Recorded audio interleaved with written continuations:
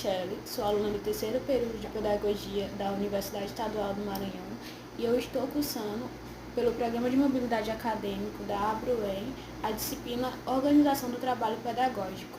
Então, eu vou apresentar para vocês um trabalho proposto pelo professor.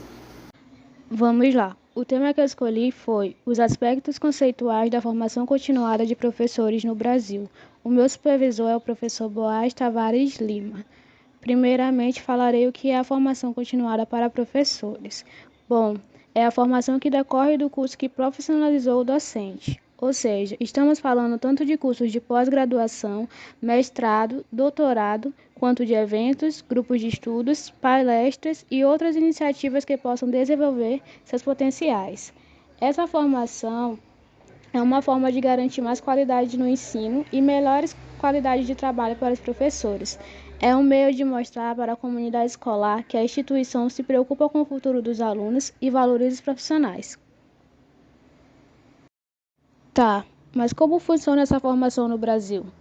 Bom, a formação continuada de professores entrou em evidência no Brasil principalmente a partir da Lei de Diretrizes e Bases da Educação, LDB, de 1996, que na orientação de uma política para o magistério busca a valorização do profissional na educação escolar.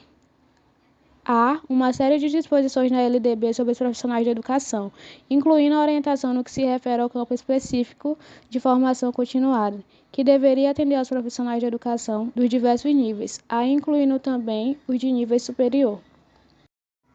Os 3 aspectos fundamentais para esse processo.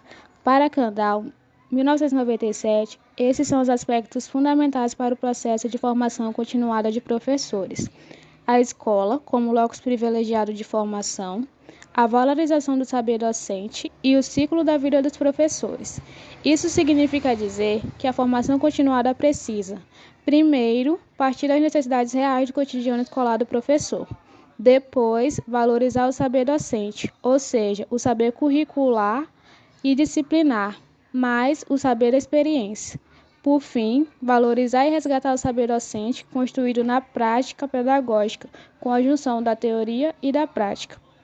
Já a articulação profissional entre a formação inicial e continuada de professores mostra que o curso superior que é exigido para conseguir um cargo é uma base. Porém, tal estrutura deve ser complementada dia após dia pelo professor. E é aí que entra a formação continuada, que é o processo que tem uma grande influência na carreira do docente e na educação oferecida pela sua escola aos alunos, como já foi dito ao longo do trabalho. Bom, para que a educação brasileira se transforme, para que a qualidade da relação ensino-aprendizagem esteja à altura das expectativas do nosso povo e de toda a nação, é preciso que as instituições formadoras de professores construam projetos inovadores que garantam os conhecimentos da educação básica, tratem os conteúdos articulados com suas didáticas específicas e concebam a avaliação como orientação de trabalho. Sua meta deve ser seu próprio desenvolvimento, com ampla cultura geral e profissional, assim como sólidos conhecimentos sobre crianças, jovens e adultos.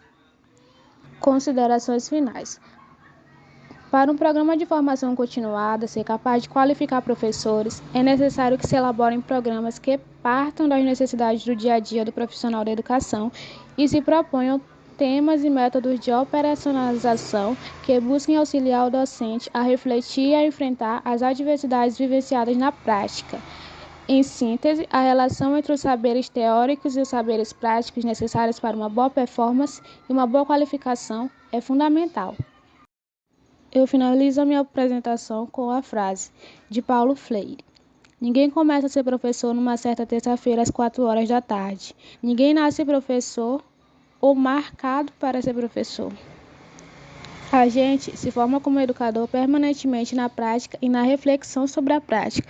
Ou seja, a formação continuada deve ser capaz de conscientizar o professor de que a teoria e a prática são os 2 lados da mesma moeda, que a teoria o ajuda a compreender melhor a sua prática e lhe dá sentido, e assim a prática proporciona o melhor entendimento da teoria. As referências que eu utilizei no trabalho foram essas. Obrigada pela atenção de todas, todos e todos.